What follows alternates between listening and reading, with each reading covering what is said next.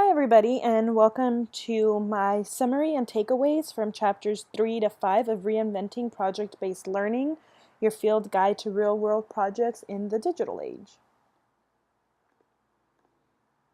So chapter 3 is titled Imagining the Possibilities, and this chapter really kind of sets us off and sets up the mood of finding a big idea and figuring out exactly what we would, as teachers, want our project to be.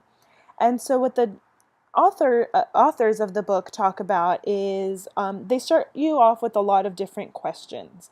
And the questions start off with, what should students know at the end of this project? What do you want your students to be able to do or know when they are done?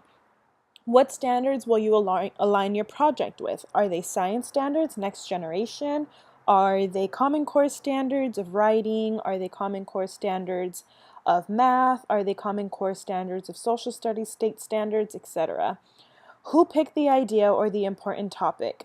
And the author kind of makes a note about taking textbook ideas with a grain of salt, right? So book manufacturers pick big ideas and put them into textbooks, but as a teacher, it's your job to add ideas, take away ideas, and shape those around the students that you're working with, and making sure that those ideas directly correlate to what you want your project to give you as an end result.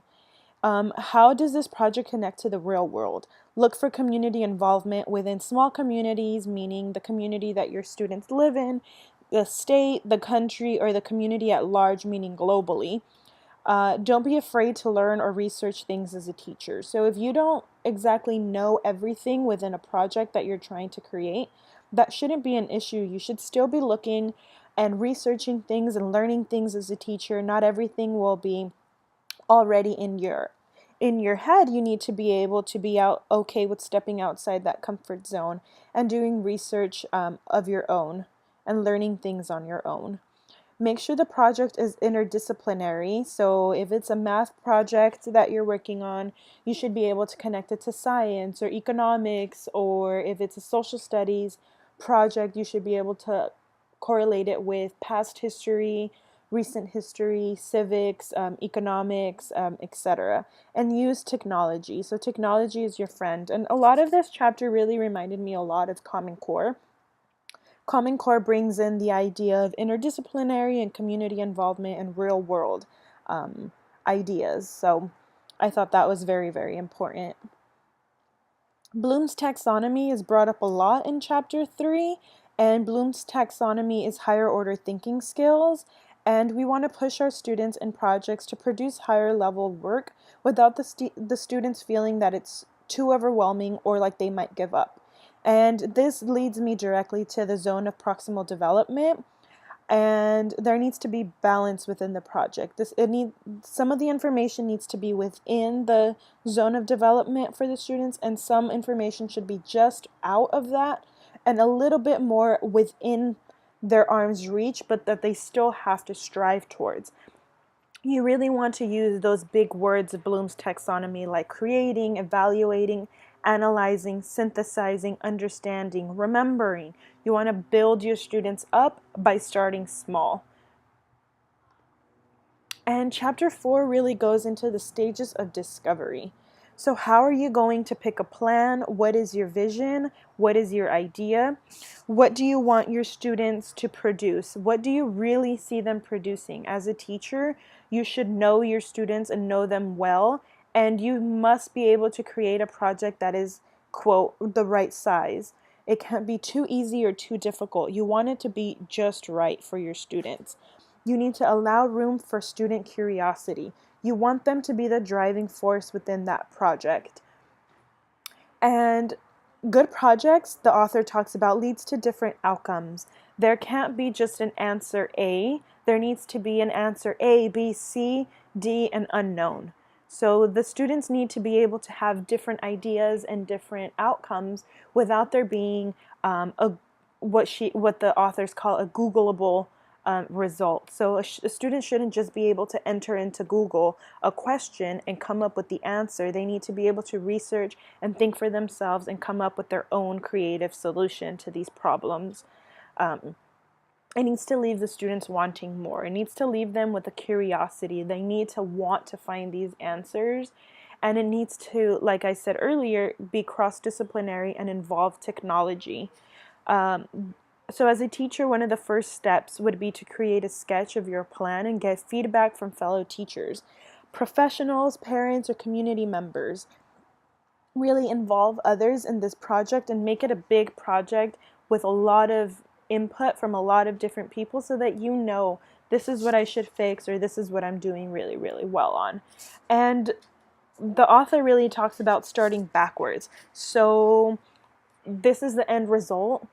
Move back a little bit. How do we get to that end result? And how do we get to that? And how do we get to that? So working backwards is very, very important. And I really got that a lot from the author of the textbook. And help with time management.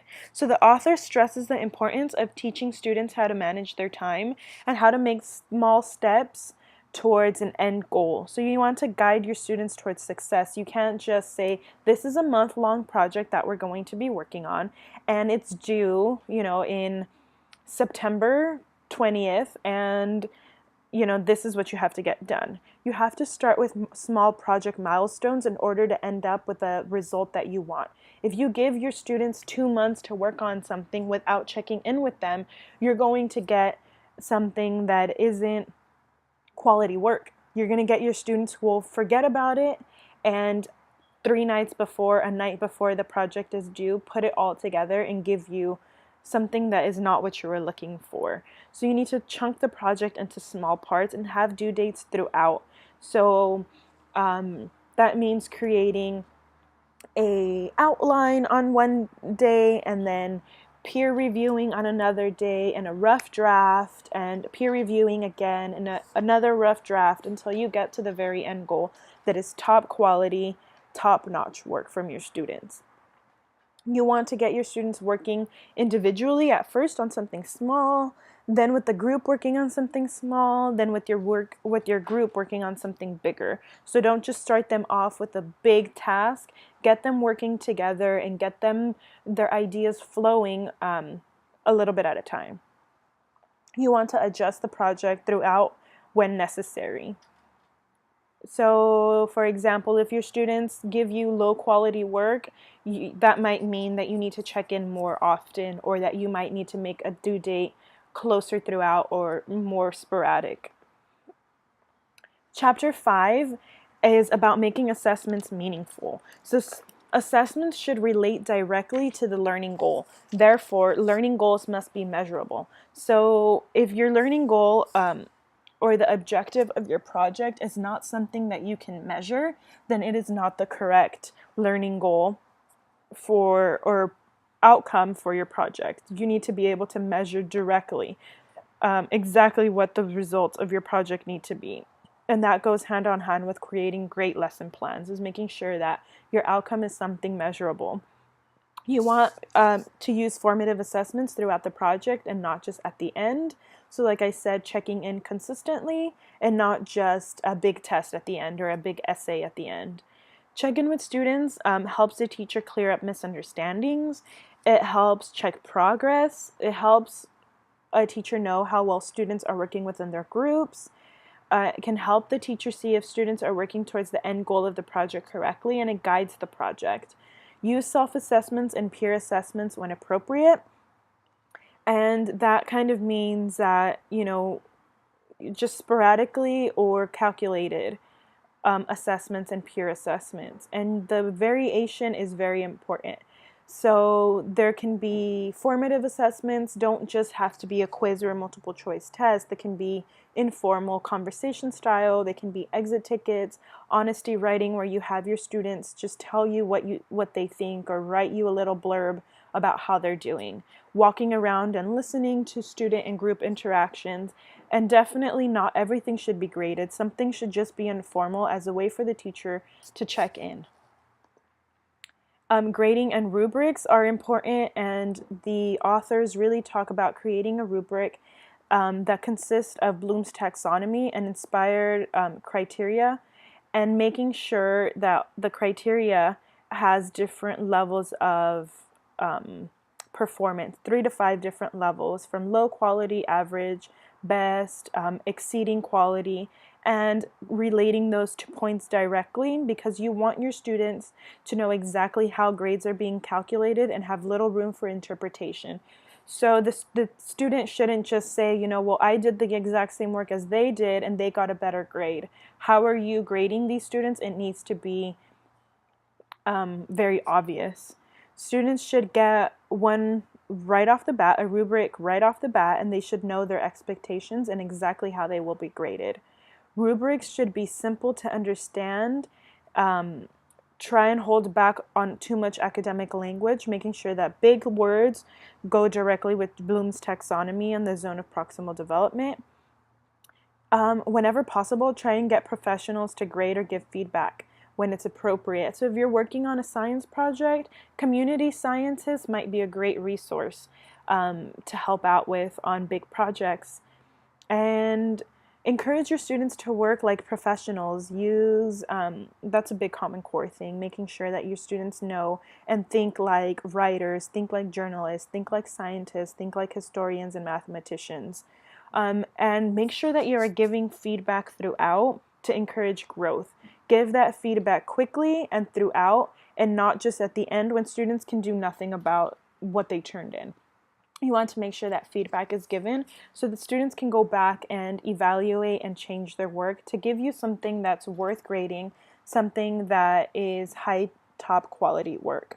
And use your technology for grade books. The authors really kind of drove up that to make sure that students know exactly what they're being graded on, for it to be visible at all times, and to use something simple like Google Docs for work submission, where you can check in right then and there and give feedback automatically without taking 2 or 3 weeks to give it back, because by then students, it's not in the front part of their mind. They've kind of forgotten about it. These are my reference, the book that we read, and all of the images that I used. Thank you so much. I hope that it was informative.